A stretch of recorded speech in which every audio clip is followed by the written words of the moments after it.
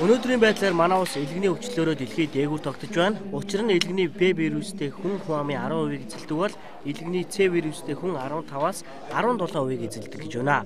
Энэ нийт хүн амын 27% нь элгэний ВЦ вирусыг тээж яваа гэсэн статистик үзүүлэлт юм а.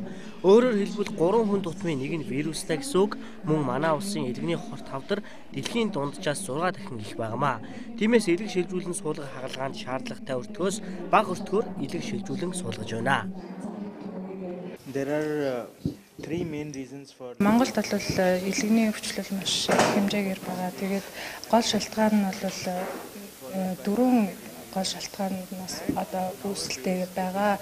Нэгдүгээрт бол Б вирус, хоёрдугаарт С вирус, гуравдугаарт бол халдварын замаар авч байгаа вирус, дөрөвдүгээрх нь алкогол болохоор алкогол. Одоогийн байдлаар Монгол улсад 15 элэг шилжүүлсэн сулгамын цэцлэг маш амжилттай хийсэн байгаа. Тэгээд ирээдүйд ч гэсэн бид тэдэнд маш их амжилтыг хүсэж байна.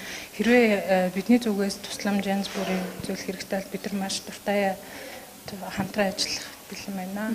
suffering from liver disease, hepatitis C virus, B virus, alcohol and metabolic syndrome. Хамгийн гол нь иргэд эрт үед нь элгэний шинжилгээг наривчлан хийлгэж шаардлагатай тохиолдолд эмнэлэгт хэвтэн эмчилүүлэх хэрэгтэй гэдгийг эмчнэр хэлж байна.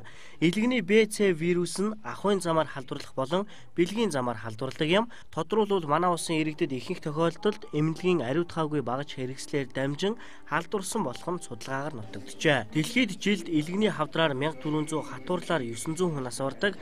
Харин манай улсын хувьд жилд элгэний хорт хавдраар 200 гаруй мянган хүн асуурдаг гэсэн статистик тоо үзүүлдэг байна. Яг өнөөдрөөс эхлэн энэ этгээгийн эмч нэгдүгээр эмнэлэг дээр үн төлбөргүй үзлэг хийхээр болж байна.